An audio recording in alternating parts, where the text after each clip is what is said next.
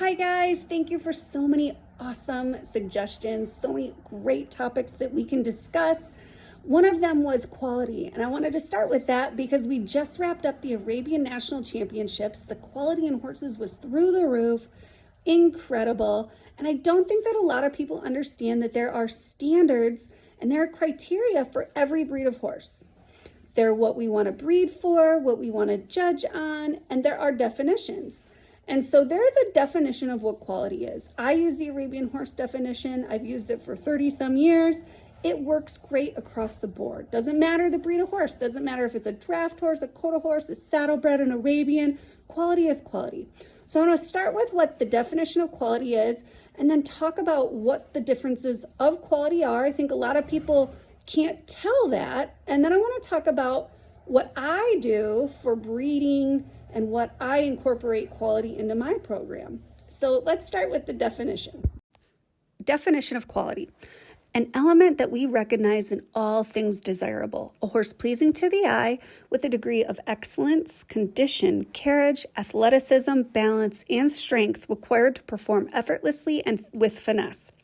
Now I want to show you some examples of quality. Here's an Arabian horse, and instantly this horse has that degree of excellence. It grabs your eye and screams quality.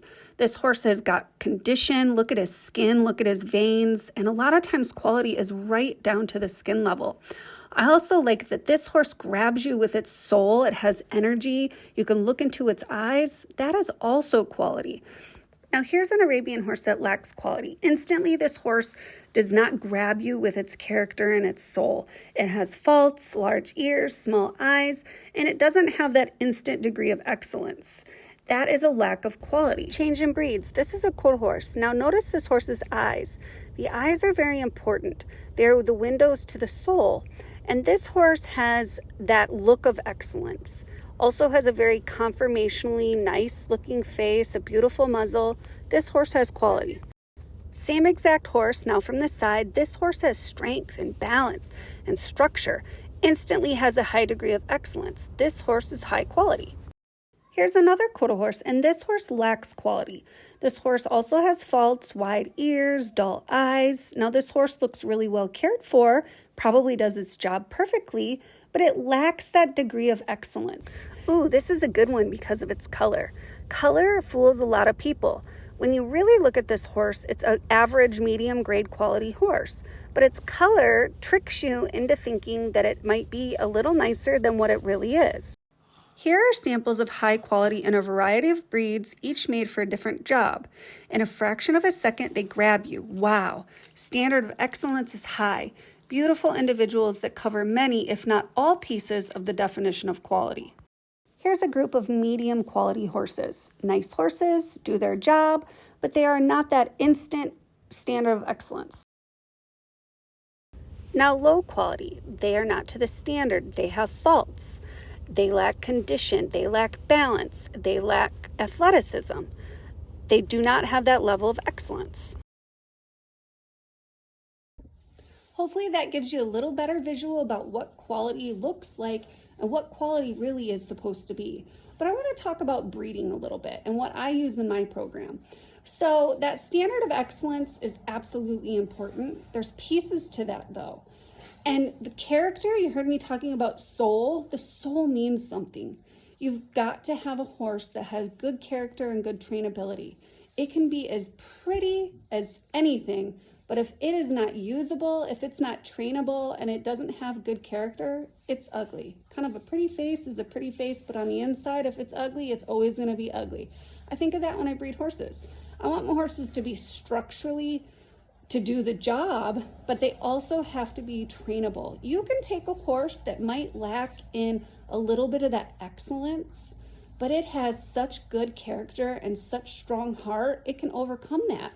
And I've got to tell you too that I've had a lot of horses that were just medium level, low quality horses that with a lot of really good conditioning, a lot of really extra TLC, getting that hair coat super shiny, elbow grease, I've had that horse win and beat a lot of really good high quality horses because that individual had heart. So heart is equally as important. That is a huge part of my breeding program. If I can have a horse that's structurally capable of doing its job and what I want it to do, and I can have a horse that's equally as good of heart and trainability, I'm a win. And sometimes what happens is that horse might not be quite as athletic, might not be quite as naturally gifted, but it has such a strong heart, it can overcome that. And it's got all the other pieces. Blood is also really important. I always bank on the pedigree. Blood will come true. So those are some of the pieces that I worry about when I'm breeding horses. Conformation. Does it have the standard of quality that I'm trying to strive for? Does it meet the criteria of the breed and the discipline that I want to make? And does it have heart? Does it have soul? Does it have trainability? That's just as important as any other piece. So if you're new to horses, you want to breed horses, you want to show horses, it's really important that you know what the standards are, what the criteria are. I've seen a lot of people where they go to the horse show, they get really upset. Oh, I didn't win. Why? They get mad. There is actual literature and rules that judges and breeds follow. So it's really important that you educate yourself on what those pieces are. You can learn so much about why they're picking what they're picking and what you want to try to make going down the line. Now, you also have to just be true to your heart about what you're trying to make. What type of horse do you enjoy? What type of horse is it that makes you get excited? What is that standard of excellence for you? Latch onto that and roll with that. Trust your gut, trust your instinct, trust the horses that you enjoy, and you can use that going forward.